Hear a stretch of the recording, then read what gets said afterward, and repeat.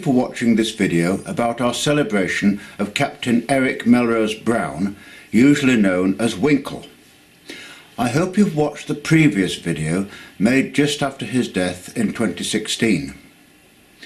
Former members of Edinburgh University Air Squadron decided that it would be appropriate to erect a permanent memorial to him, and the obvious place was at RAF Turnhouse, where he and we learned to fly. Unfortunately, RAF Turnhouse no longer exists. The site has been transformed into the new Edinburgh Airport, totally unrecognisable from what was there before. We were delighted that the airport authorities shared our enthusiasm for Winkle, and after some fundraising we were able to commission the famous Scottish sculptor David Annand to create a full-sized bronze statue of Winkle as a young man about to get into an aircraft and take off. The statue was unveiled by His Royal Highness the Duke of York on the 2nd of July 2018. You will see pictures of that event.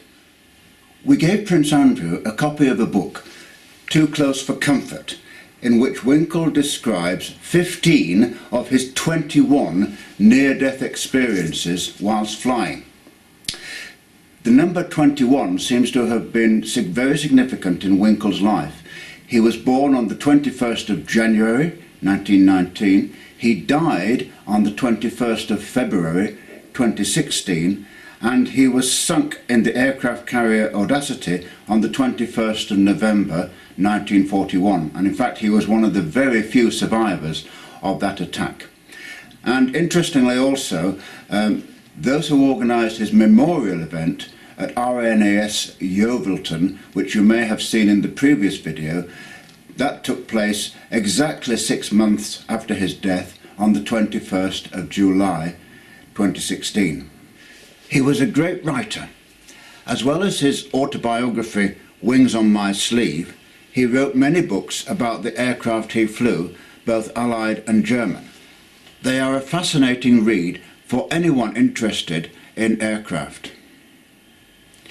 We also realised that the 21st of January 2019 would be the centenary of Winkle's birth, so another small ceremony was held when a chaplet was placed around the neck of the statue by the school captain of Winkle's alma mater, the Royal High School in Edinburgh. Members of the crew of HMS Prince of Wales, the Royal Navy's latest aircraft carrier, were also there and laid a wreath. But the statue is only part of it. Winkle was one of our greatest aviators.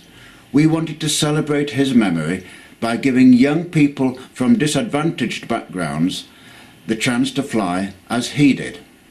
So we are working with other organisations in Scotland to offer air experience flights to young people. You never know what might transpire.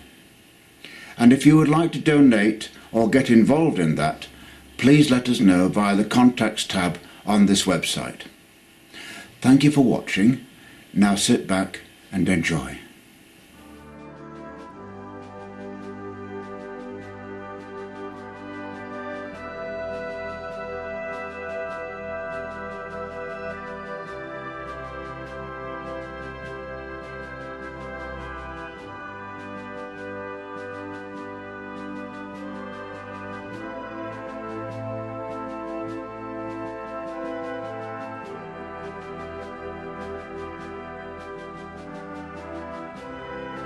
We raised the money so we could engage the most talented sculptors you've seen.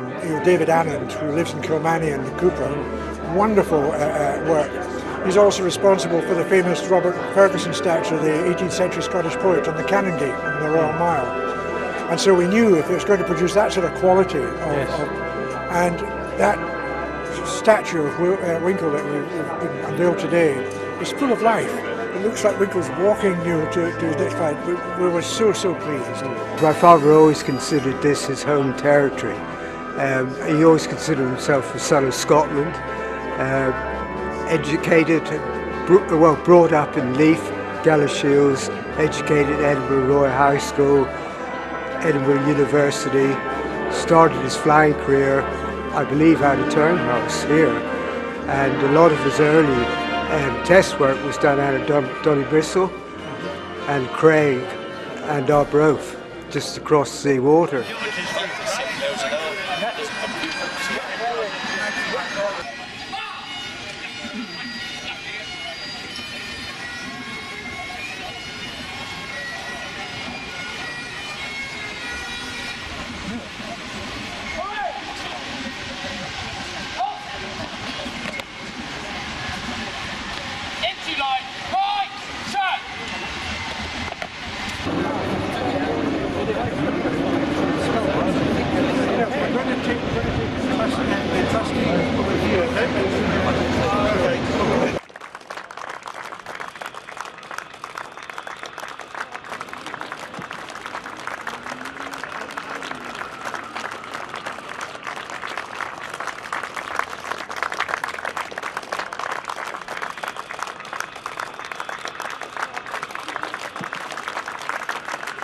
I had many encounters with this man, and every single one was awe-inspiring about just what he achieved in terms of aviation.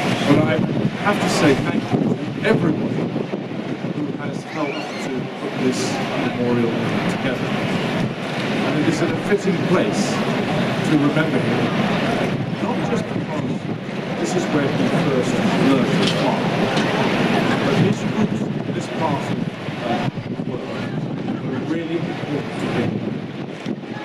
Thank you all very much indeed. And I think this will be an interesting conversation point for many people who travel to and from Edinburgh Airport. Thank you all very much indeed. Congratulations.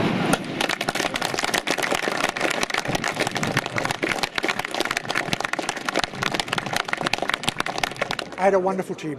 We are a wonderful team that pulled together.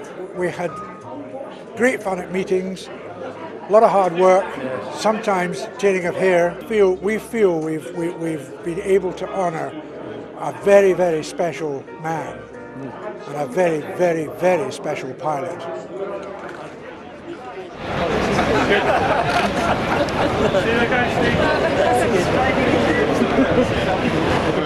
Well, this is what he wanted to do. He devoted the later parts of his years to encouraging young people to fly. And he was trying to set up a whole lot of flying scholarships around the country to provide them with that opportunity. He really believed in certainly naval aviation and aviation just generally, and he wanted a new generation coming through, and he wanted to be encouraged. And lots of money coming in, not as much as we would like, still coming in because we're going to fund scholarships for disadvantaged youngsters. Winkle would have loved this, but also we're going to get handicapped kids to get a flight experience in a light aircraft and understand the freedom of flight in a light aircraft, which is just wonderful.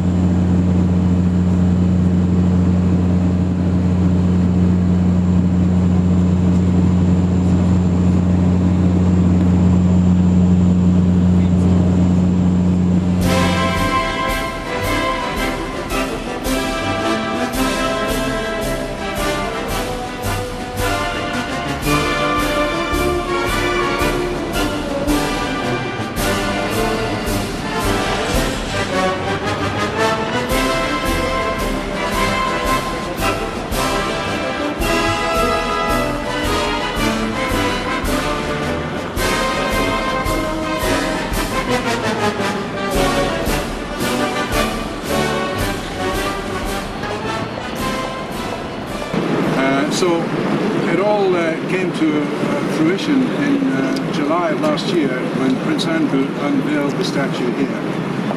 Now, Eric was first and foremost a Fleet Air Arm pilot. It was a service that he dedicated his life to, so he would be very pleased to see the third generation of Royal Navy aviation people here today. We've also got representatives here from Eric Brown's alma mater, the Royal High School in Edinburgh. We've got the head teacher, the school captain, the vice captain, the president of the RHS Former Pupils Association. So it's really nice that they're all here as well. Certainly our experience as young men, we were all men in those days, at university in the 50s and 60s, that the opportunity to learn to fly and to go solo in a light aircraft was for all of us a life-enhancing experience. We'd very much like to extend that opportunity to other youngsters. So that is ongoing. I'm pleased to say that we have already made a start, and we're providing some funding to the Highland Aviation Leadership Development Programme and also to the Citadel Youth Club in Leith. I know that Citadel is well known to Sir John Elbridge because he is also a sponsor there.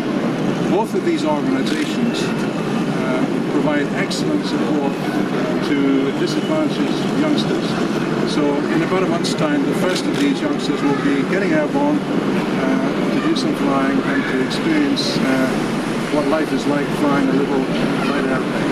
So we're really looking forward to that.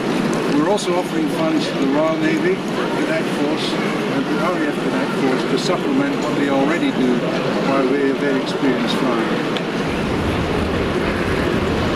Anyway, to the real reason we're here today, which is to celebrate the centenary of Eric Brown's birth.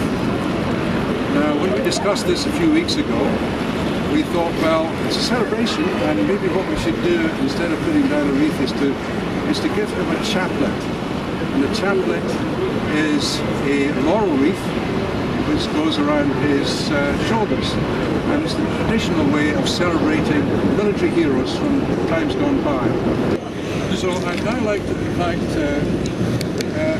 Megan Aiken, who's the school captain from the Royal High, and Ian Cowie, who is the chairman of the Former Pupils Association, to step forward and place the chaplet on Eric Brown.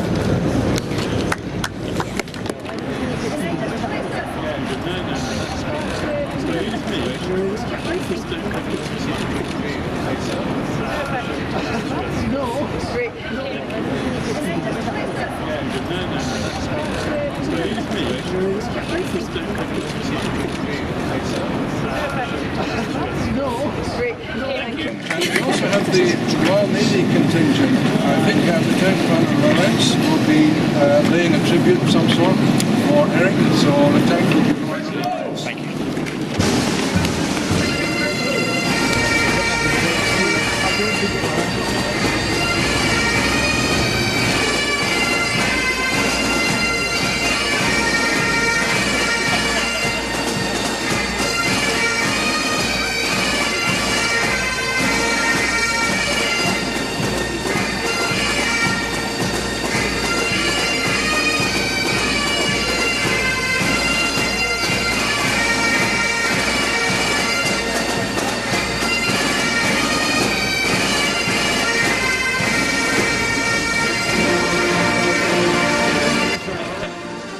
I had a look at the statue and I thought it's going to be there for years and years. If people will walk past it and they'll put their hand on the shoulder as they go past, it'll get shiny over the years. Yeah.